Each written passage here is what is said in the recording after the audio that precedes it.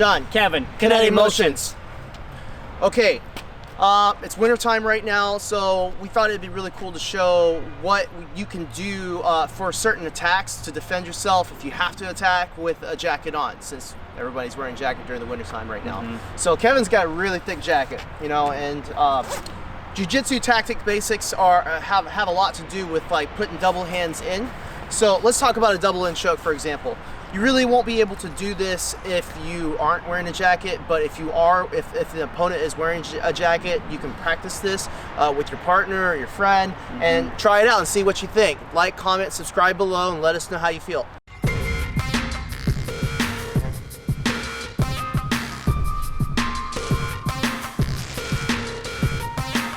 All right, so first one in jiu-jitsu basics that we can translate into a jacket will be a double in choke. So the first thing we're gonna do is you're just gonna learn how to slip that right hand in really, really tight. You wanna get your fingers almost to the back of the collar as far as possible. During that time, you're just gonna lift this arm up and you're gonna slide this left hand in, and then you're just gonna turn. A lot of people have a misconception when you're doing a double in choke that you wanna have your wrists bent. But really, you want to have them straight, and then you want to actually turn like that, right? Like Correct. What Kevin did. So what I want to do is I want to be able to practice getting this hand in on this choke, but then you see how my wrist is bent? I don't want that wrist to be bent. I want, you see if I did that, what's Kevin going to do? He's going to bend it down, right? So what I'm actually going to do is once I can get this hand right in, I want to just bring it straight. But we're going to do that after we initiate the second hand coming in, okay? So getting the second hand turned in, that's when I actually turn it in and straighten out my hand. So it really looks more like this instead of doing this. So if I do it the wrong way, Kevin would be able, it's perfect. That's a great counter that Kevin just did. So one more time to show on that counter. If I have my wrists bent, he will be able to resist and get out. Now, a trained pro probably, you know, a trained unprofessional rather, an amateur probably might not know these motions, but we can totally go over these counters here momentarily. But if I do it right and I keep my arm straight, it should just be a finish. You see how finished that is? Let's get a little closer look real quick. So right hand comes in, tucks in, pulls up, and then from there my wrist becomes straight, and then I'll pull in for the finish right there. It's tight. It is tight, right? Okay. Number two. You can also go one in and one out if you could not go underneath. But when you come here, you're gonna have to use leverage for your left arm, flare the elbow up for a one in, one out choke. So one in, right here, one out. Sometimes you can grab anywhere in the jacket if you'd like. The further you are on the jacket, the faster you'll be able to apply this choke. The lower you are on the jacket, the more leverage you'd have to pull off, okay? So we're gonna go right hand in, left hand on the outside. You want to get as far back to the collar as possible, and then that should be the choke. The same rule applies with this hand mechanic, this wrist mechanic. If I come in like this and I go bent like this, Kevin, you see how Kevin's pushing his shoulder in, it's gonna lock that arm out. And then he's pushing this elbow in. This should be a counter right there in itself. Boom, I'm out, he's out, okay?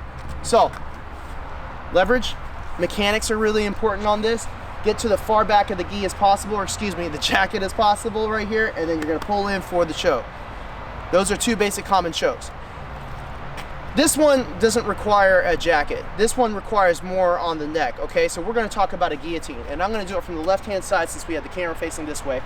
The guillotine is gonna involve having your elbow down and then your hand coming in to the throat with what we call a cup and a saucer. This is the saucer, this is the cup.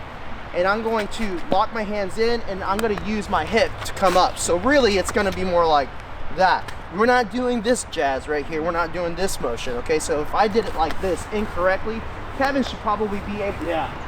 That's exactly the counter that Kevin's going to do. So if he knows I'm doing it wrong if I can just, if I'm just using my arm. But if my hips are in towards him, it's really hard for Kevin to come in and counter. So it's all about who has hip control, right, Kev? Right. We're gonna come in like this. So this is wrong right here. You see where my hips are at? It's out. This is right. Makes it almost impossible for Kevin to come in. Yeah. Usually people are going to try to do a tackle motion. So Kevin, I'm coming to you, buddy. I'm gonna come into you and tackle right here. That's how they're gonna get the guillotine right there. You see how Kevin brings his hips in? Kevin, bring your hips in real tight. Oh, nice. And that's the finish right there. So if anybody tries to come in, the first thing I want you guys to practice and work on is getting low. So I'm gonna come in like this. You see how Kevin makes a wide base right there? If I try to come in even further, he's gonna lock the legs or lock the hands and then pull in for the guillotine. So when Kevin comes into me, I just stop right there. This could be an elbow right here. This could be an elbow right here. This could be a follow-up right here finish. And then hips come up for the guillotine. So one of the cool ways that you can do, one of the coolest things about kinetic motions is gonna be the flow aspect. Because of the arts that we know, we don't like to stick with one art. The thing that we teach the best is gonna be more of a blend of everything that we do. So the way we teach it is we learn all the systems, and then we make it into our own. That's a big concept of ours. Right. So for example, if we did a double in choke and we're trying to modify a choke and we want to get to the guillotine, I might be able to pull him down right here and then finish up and then do a different movement or motion. So one more time, a double in choke.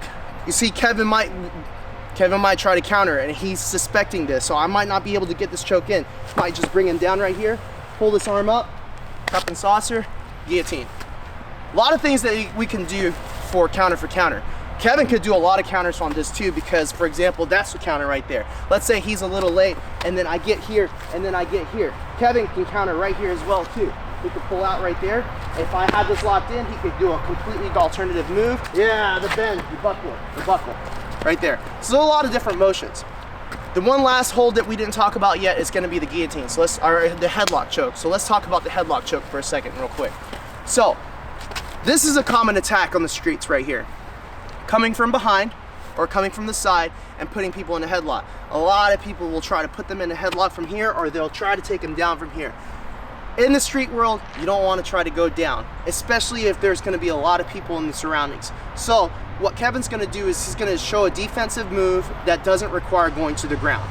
So I go do a headlock right here, and if I try to punch, Kevin's going to immediately try to hold and get elbow control and wrist control. Now, if he has this right real quick right here, I should not be able to hit him. I'm bigger than Kevin. Even with this current strength that I'm using, Kevin's holding on really tight with right mechanics. From there, he's going to insert his left leg in, and he's going to pull out, separate the body, and then this is actually a finish. If he pulls up on the hand, that is a Kimura right there. It is a shoulder lock, a very, very tight shoulder lock. So I can come in, if I did a headlock to Kevin and I'm trying to punch right here, Kevin's going to tie this arm up, lock, put the left leg in, and then he's going to finish with a Kimura. Very nice. Hey everyone, hope you enjoyed the video that we just posted. If you do, don't forget to like, subscribe, and comment below at Kinetic Motions. Thank you guys.